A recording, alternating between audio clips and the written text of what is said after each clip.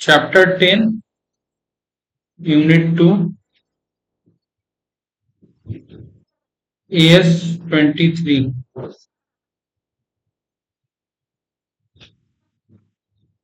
Accounting for investment in associate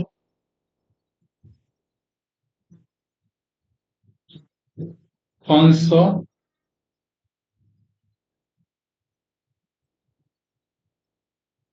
financial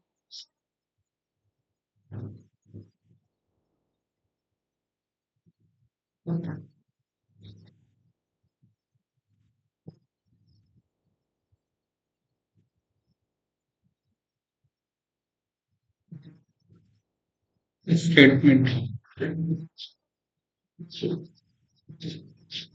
एक investment highlight word है, एक एसोसिएट हाईलाइट वर्ड है. क्या है?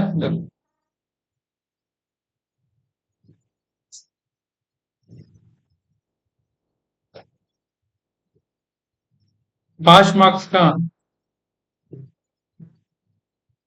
5 मार्क्स का है. ठीक, इससे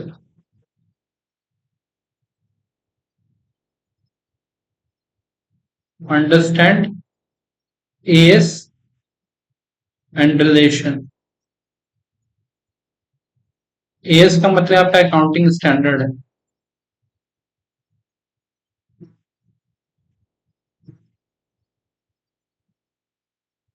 राम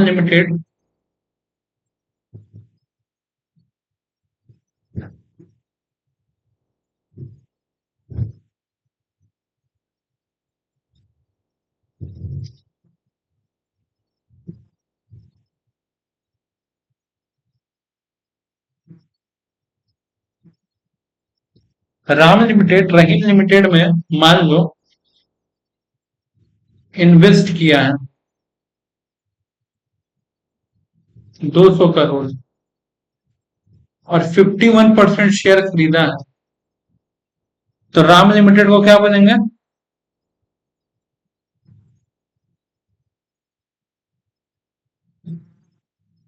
होल्डिंग.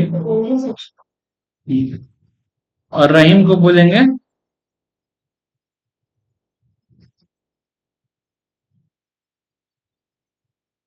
सब्सिडरी.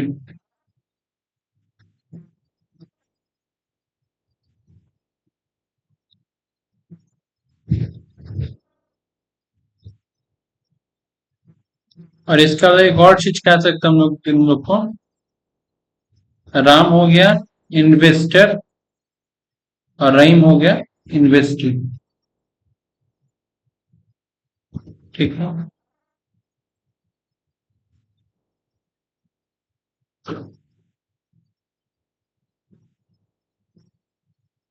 2 नंबर फिर से वही मान लो राम लिमिटेड है, शेयर खरीद रहा है रहीम लिमिटेड में. कितना परसेंट शेयर इन्वेस्ट किया है? 3% मान लो या 1% मान लो या फिर ऐसा मान लो कि बस एक शेयर खरीदा है, कुछ नहीं. ठीक. ऐसा केस में ये लोग बस एक दूसरे का क्या है, इन्वेस्टर और इन्वेस्टी. तो इस केस में खाली बनेगा इन्वेस्टमेंट अकाउंट. ठीक है.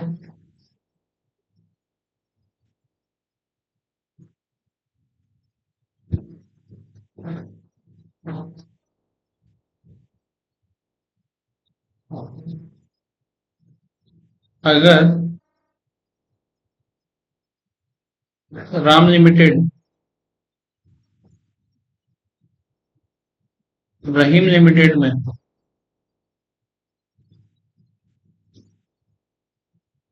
ऐसा मान लो 28% शेयर एक्वायर किया है इन्वेस्टमेंट. अब क्या होगा? क्योंकि भैया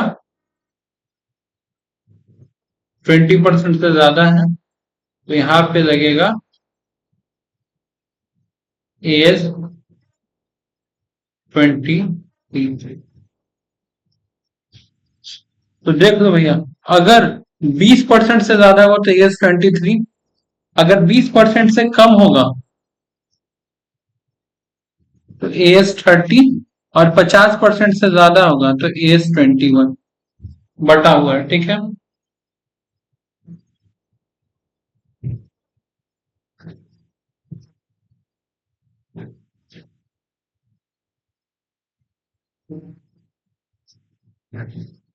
AS 21।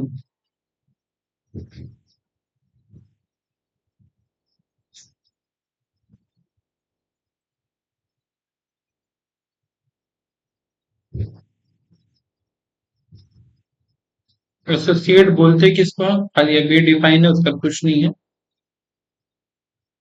It is an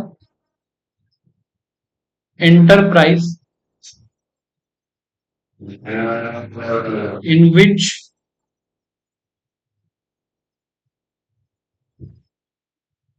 investor has significant influence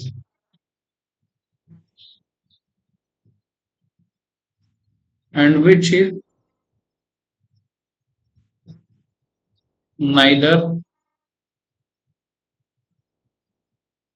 holding nor a joint venture. Important word significant influence और दूसरा holding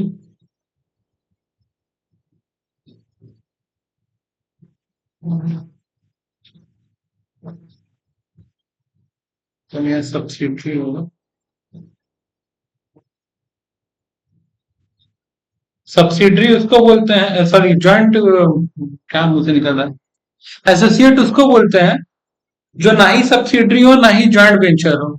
ठीक है, ना ही सब्सिडरी हो ना ही जॉइंट वेंचर हो, और जिसका सिग्निफिकेंट इन्फ्लुएंस हो। सिग्निफिकेंट इन्फ्लुएंस का मतलब 20% और मोर।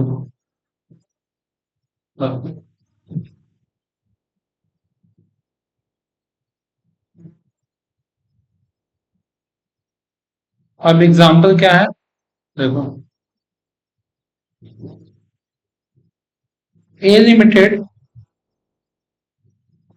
28% शेयर खरीदा बी लिमिटेड का। ठीक है, एसोसिएट हो गया। बी क्या कहलाएगा, एसोसिएट किसका, ए का, associate of A limited. A limited B limited का 90% शेयर खरीदा, क्या कहलाएगा, सब्सिडरी कहलाएगा।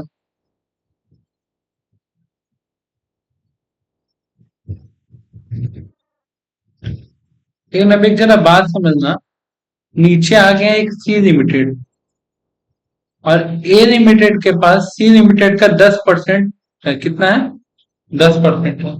तो अगर सिर्फ 10% होगा तब कौन से एस लगेगा, अगर सिर्फ 10% है यानी 20%, हाँ एस 30। लेकिन अब हुआ क्या, कुछ दिन बाद बी लिमिटेड सी लिमिटेड का 11% शेयर खरीद लिया।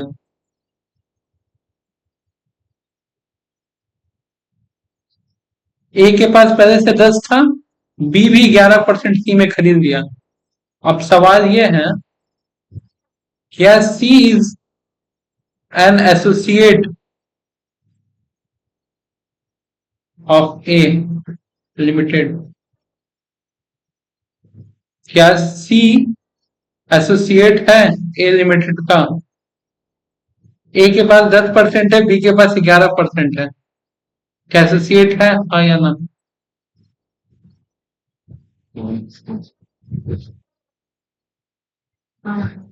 कैसे?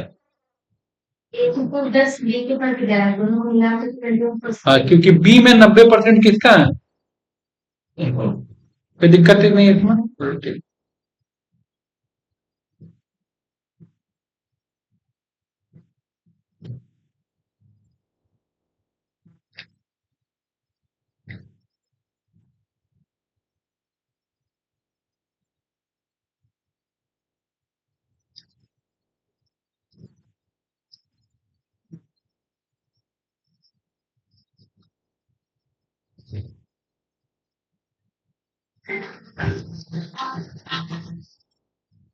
हेलो। हाँ, जिस मेथड से हम लोग इसको सॉल्व करते हैं उस मेथड का नाम है इक्विटी मेथड। वो बस इतना बोलता है कि हमको दो केस में फॉलो नहीं करना है। लिखवा दे रहे हैं, it is a method of accounting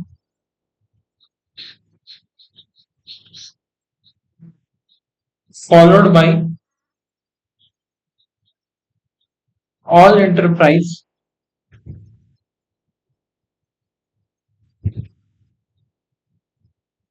having significant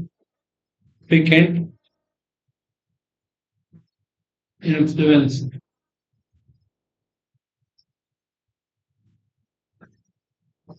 on their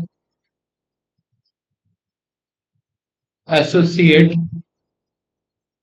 except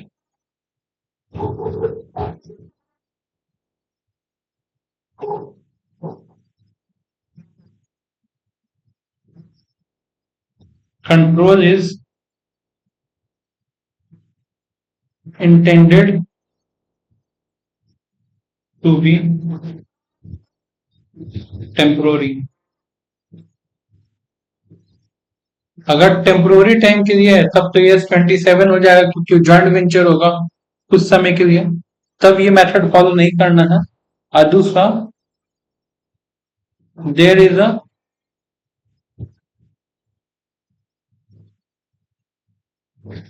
serve long term restriction,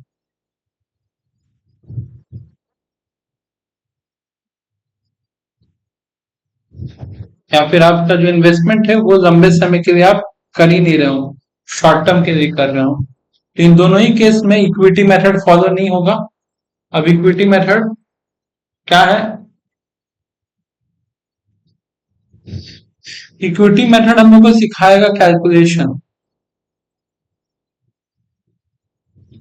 पहले सिखाता है जो आता है तुमको, कैलकुलेशन ऑफ गुडविल और कैपिटल रिजर्व। बिल्कुल वैसे ही निकलेगा जैसे हम लोग उसमें निकालते थे।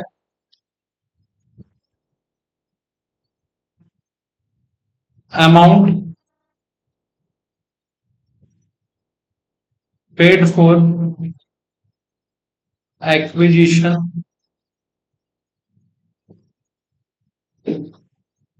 Less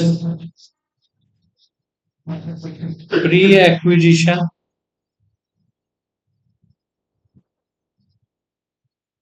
dividend. ये आता था कॉस्ट ऑफ इन्वेस्टमेंट। फॉर्मेट दिया हुआ हम लोग को,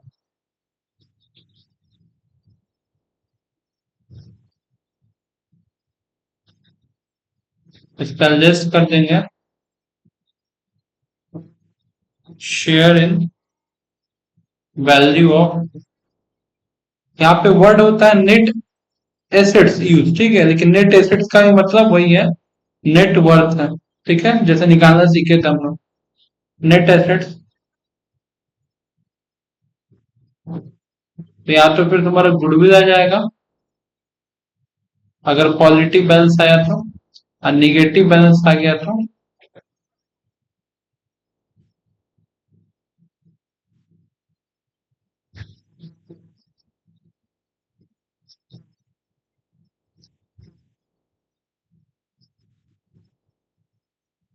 दूसरा चीज सिखाता है calculation of carrying amount. Carrying amount का एक मतलब बुक वैल्यू भी होता है, हम लोग को पता है, ऑफ इन्वेस्टमेंट।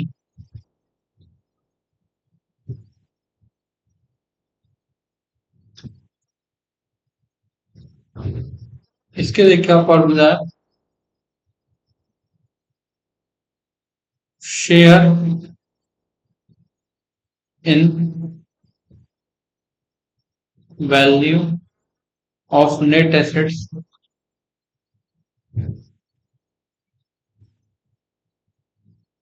Add goodwill. अब समझ जाओ, अगर यहाँ पे बोल रहा है एड गुडविल, तो अगर कैपिटल की तरफ हो तो एडजस्ट हो जाएगा फॉर्मेट में।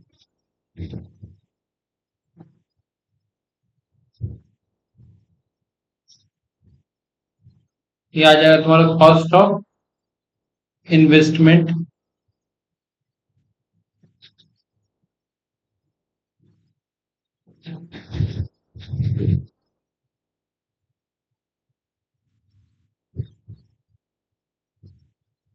Add profit during the year.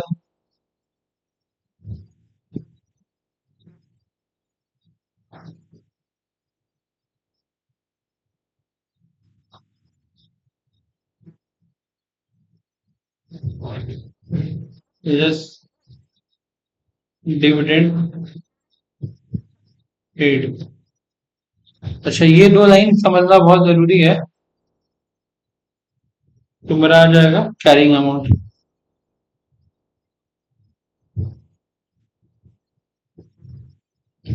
तुम मेरे को 1 लाख रुपए इन्वेस्ट की हो, हम तुमको बोले 20,000 इंटरेस्ट देंगे, ठीक है।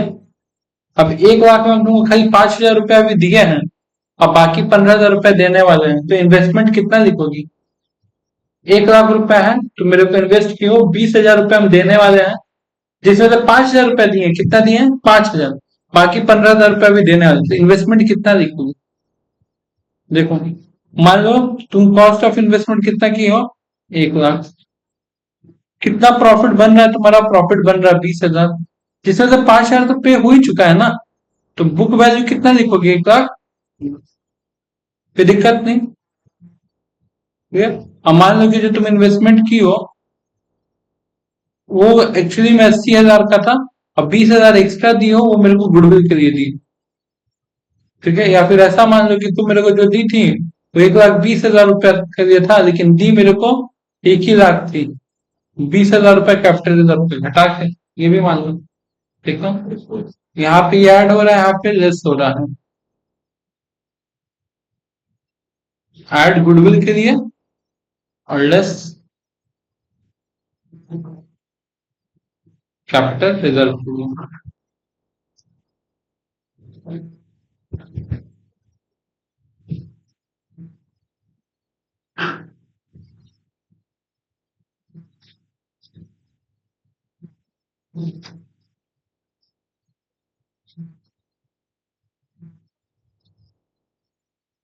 AS21 में हम लोग पूरा बैलेंस शीट सीखे, कि मतलब पूरा बैलेंस शीट बनता है, ये हम लोग को पता है। लेकिन यहाँ पे पूरा बैलेंस शीट नहीं, यहाँ पे बैलेंस शीट का बस एक पोर्शन दिखाया जाएगा। इसी वजह से उसको बैलेंस शीट एक्सट्रैक्ट कहते हैं। क्या जाएगा कि तुमको बस ये जानना है कि इसको लिखेंगे कहाँ। बैलेंस शीट का जो नॉन करेंट इन्वेस्टमेंट होता है वो उस साइड में लिखना है। अगर आपका एसोसिएट में इन्वेस्टमेंट है तो कहाँ लिखना है? नॉन करेंट इन्वेस्टमेंट में। क्या बोल के लिखना है?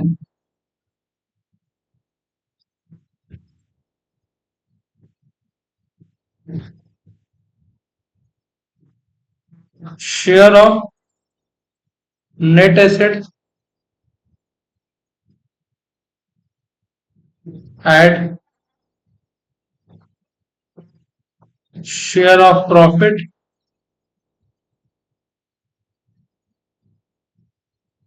Add goodwill. और अगर गुडविल की जगह वही कैपिटल रिजर्व होगा तो जस्ट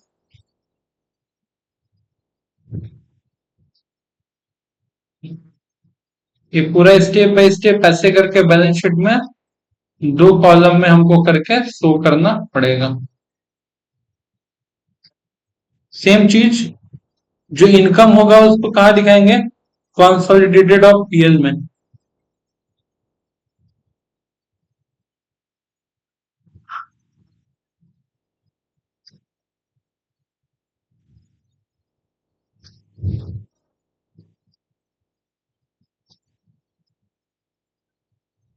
स्टेटमेंट ऑफ पीएल में,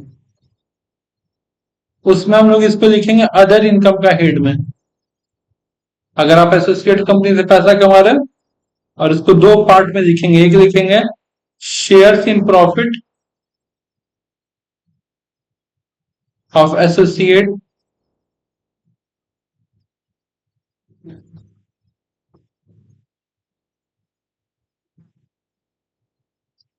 दूसरा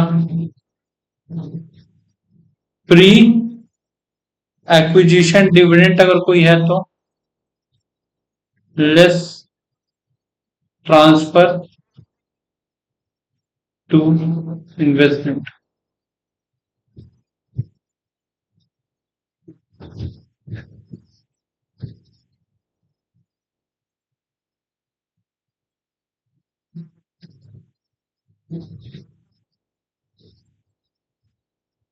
नाइन्टी 99% सिचुएशन में ये वैल्यू नील ही आता है, कभी कभी ये वैल्यू चेंज होता है।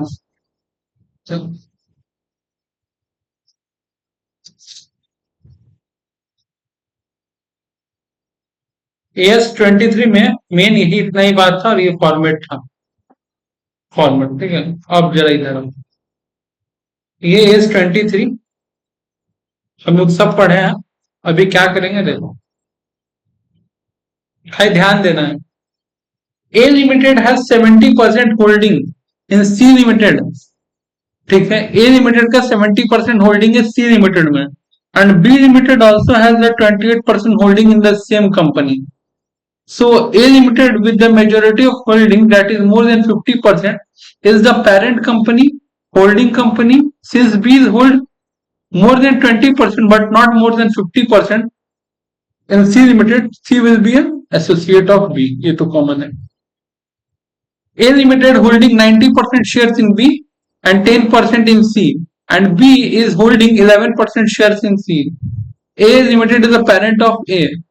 अब as far as the relation between A and C, A has a total direct and indirect मिला के कितना है? डायरेक्ट तो 10% है, इनडायरेक्ट 11% है, टोटल 21% हो रहा है C में। Thus the C is associate of A Limited. It may be however be noted that ये चीज बहुत ध्यान देने वाला है कि consolidated financial statement में होल्डिंग विल बी 19.9, कितना शेयर होल्ड कर रहा है हकीकत में, क्योंकि भैया देखो 10% तो ऐसे कर रहा है, अब बी जो 11% कर रहा है उसमें से भी 90% इसी का है।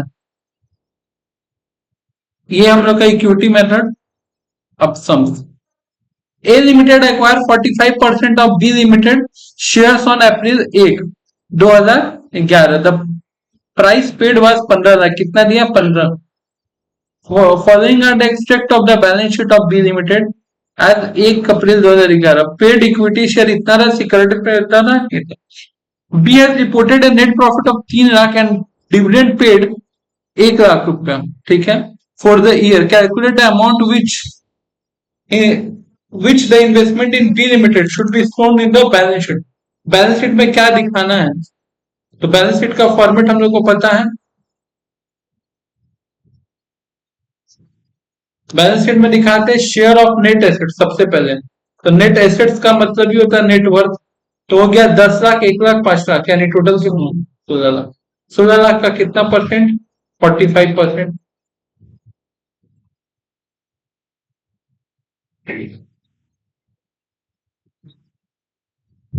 7,20,000 कितना रहा? ये ना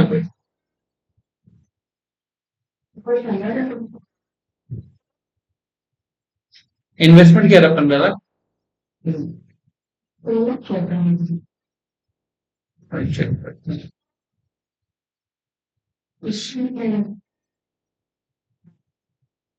पंद्रह लाख और ले रहा 7.5 लाख रुपए का सामान, तो मतलब बाकी पैसा क्या हो गया? गुडविल।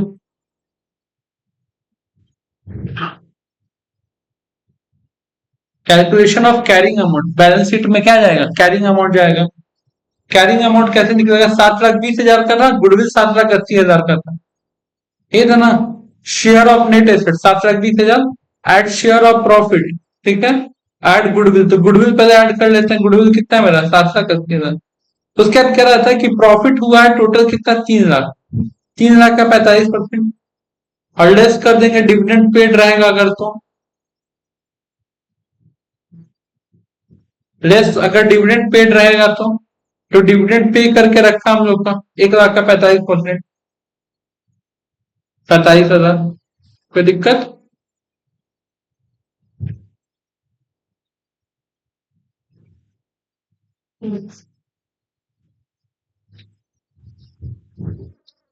ए होल 22%, 2,00,000 है, 2,00,000 का 22% होता है 44,000, 33,000 रुपए दे रहा है, यानी 11,000 रुपए लॉस में कैपिटल रिजर्व। बैलेंस शीट में क्या चुपचाप सीधे दिख सकता है 33,000, बोलता ना, मेरे को दिखाओ कि नेट एसेट्स कितना था, उसमें से कैपिटल रिजर्व एड लेस करके समझे। अगर 55,000 दिया रहता तो 11,000 गुडविल का, 11,000 गुडविल का, तब बैलेंस शीट में सारे डायरेक्ट 55,000 नहीं लिखते इन्वेस्टमेंट, 44,000 प्लस 11,000 रुपया गुडविल का।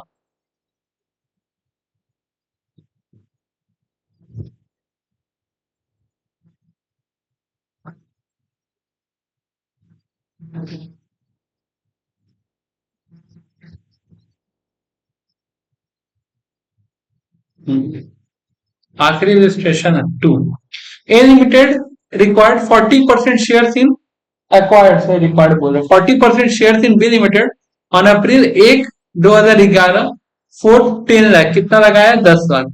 On the date B limited had 1,00,000 equity share of 10 each, ठीक है, fully paid, and accumulated profit is 2,00,000 during the year, ठीक है। बी सफर्ड लॉस ऑफ 10,00,000, और इसी साल लॉस भी हो गया 10,00,000 का, ठीक है। नहीं नहीं, इस साल नहीं हुआ, लॉस हुआ है 11-12 में, फिर लॉस हुआ है 12-13 में, फिर लॉस हुआ है 13-14 में। अब अब एक मिनट, हाँ।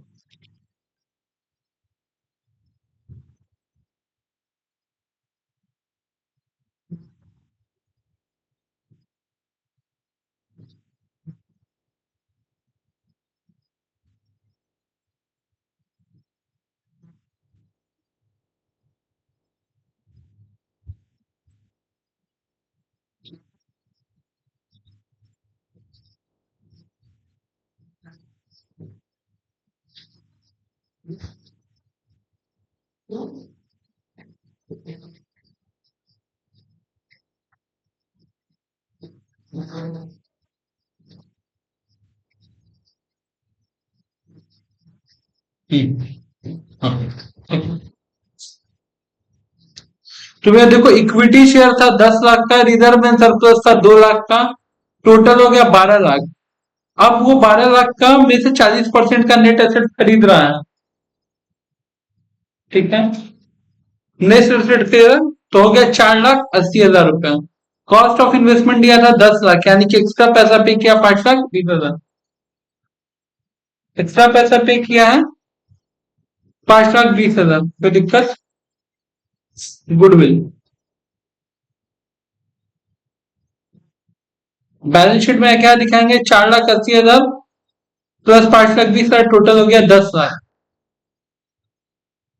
इंटरेस्टिंग बात यह है कि हर साल आपका इन्वेस्टमेंट घटता चला जाएगा। पहला साल लॉस हुआ था 10,00,000 का, 4,00,000, दूसरा साल लॉस हुआ था, दूसरा साल लॉस हुआ था, फिर 4,80,000 बचा,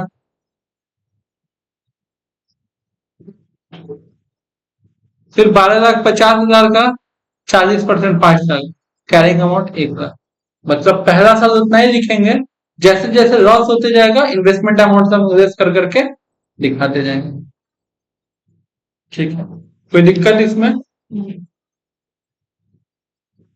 खत्म है।